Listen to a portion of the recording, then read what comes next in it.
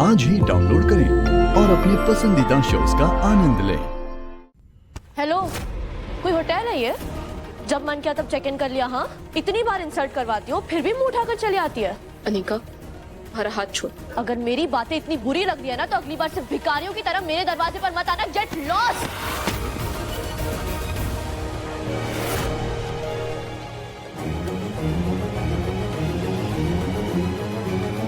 दादी, ये गवार लड़की मुझे मेरे घर में नहीं चाहिए। अनिका!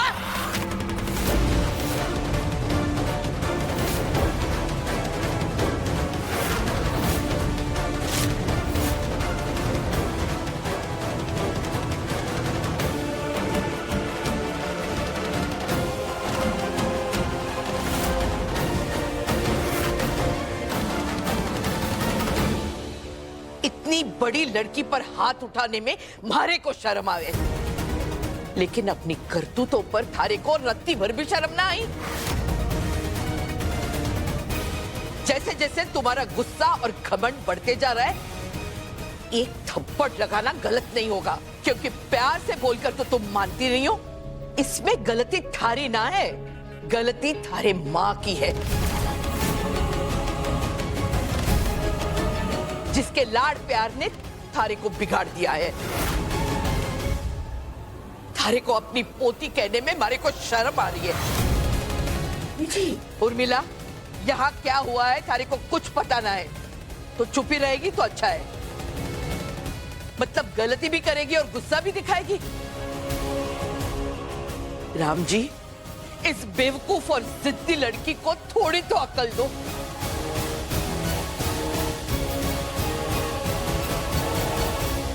एनी,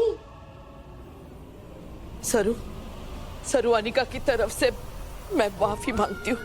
हाँ ना दादी साहब, आप तो बड़ी है ना, आप क्यों माफी मांग रही है?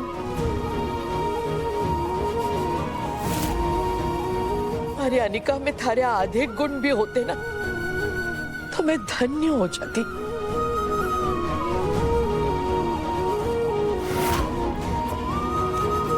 अच्छा ये बता, गुलाबी आई है क्या? अरे तो पहले बताती ना, जा बुला ले उसे। तुम दोनों के लिए नाश्ता लगवाती हूँ, ठीक है? ले आओ उसे। पार्वती,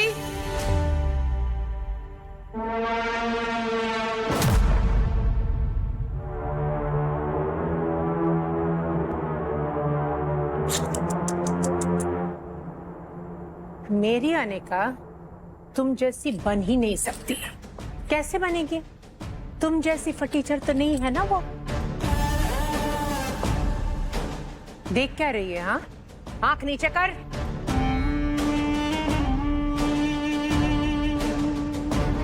थोड़ा सपोर्ट क्या मिल गया? अपने आप को हीरोइन समझने लगी है।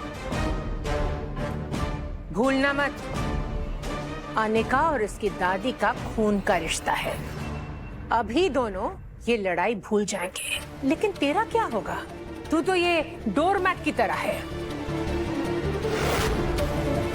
जिसमें लोग अपने गंदे पैर साफ करते हैं। पायदान घर में गंदगी आने से रोकता है, तो पायदान होने में क्या बुराई है? कम से कम घर की गंदगी तो दूर रखूंगी मैं। तू मुझे उल्टा जवाब दे रही है? इतनी हिम्मत आ गई है तुझ में?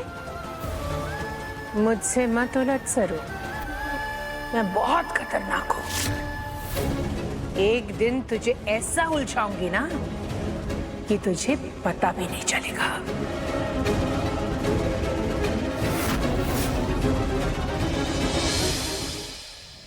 माँ,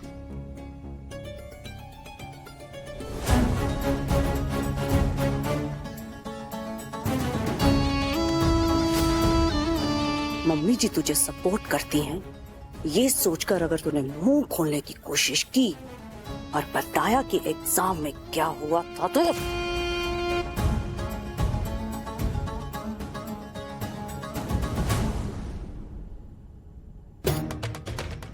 चिंता मत कीजिए, परिवार में लड़ाइयाँ करवाना हमारी आदत में है। सरू, जी दादी साहब, आई।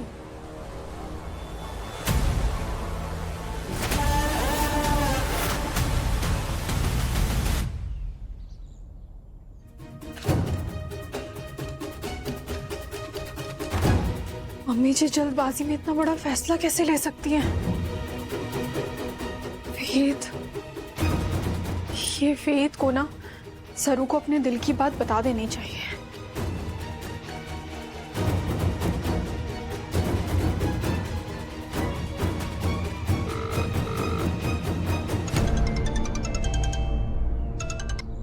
हेलो भाभी। वेद, वेद सुनो तुम। भाभी पहले आप मेरी बात सुनिए। भाभी पहले तो या तो मैं सरू के पास होता था या सरू को दूर से देख लिया करता था, लेकिन आपको मालूम है अब तो मैं सरू के पास भी नहीं हूँ भाभी, फिर भी मुझे हर वक्त सिर्फ सरू का ख्याल आता रहता है। 24 घंटे मेरे दिमाग में सिर्फ और सिर्फ सरू चलती रहती है भाभी। मैं कभी भी ऐसा था ही नहीं भाभी, मेरे गोल्स हमेशा से क्लियर थे, लेकिन जब से सरू मेरी जिंदगी में आई है ना, सब कुछ अलग हो रहा है भाभी। मैं खुद को पहचान ही नहीं पा रहा हूँ। आप सुन रही है ना भाभी? वेद तो सरू के ख्यालों में ही खोया है, फोन पर उसे कुछ बताना ठीक नहीं होगा। भाभी, भाभी आपको मेरी आवाज आ रही है? हेलो। हाँ हाँ आ रही है। क्या बात है भाभी, कोई दिक्कत परेशानी, कोई प्रॉब्लम है भाभी? रोहित भाई ने कुछ कहा है? नहीं नहीं वेद, ऐसी कोई बात नहीं है। वो दरअसल बात हमारे बारे में नहीं है, बस तुम जल्द से जल्द घर आ जाओ। ठीक है? ठीक है, रखते हैं, बाय।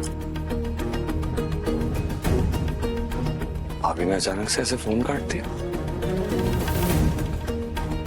वो ऐसा क्यों लग रहा कि कोई ना कोई और बात थी जो भाभी कहना चाहती थी और फिर फोन काट दिया।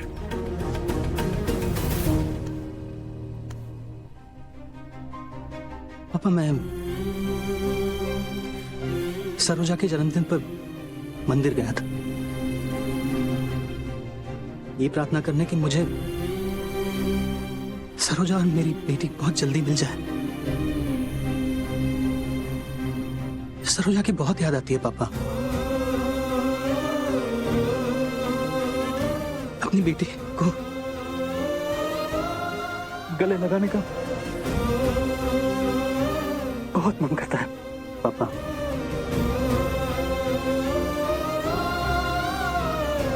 अठारह साल हो गए, पता नहीं वो दोनों ऐसे कहां गायब हो गए कि इतनी कोशिश करने के बावजूद भी मैं उन्हें ढूंढ नहीं पाया।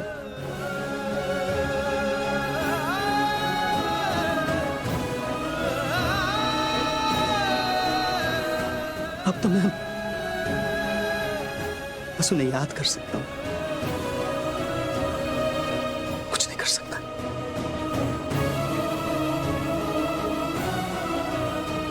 क्या हमारे बाबा साहब हमारे को ऐसे ही याद करते होंगे, हमारे लिए परेशान होते होंगे?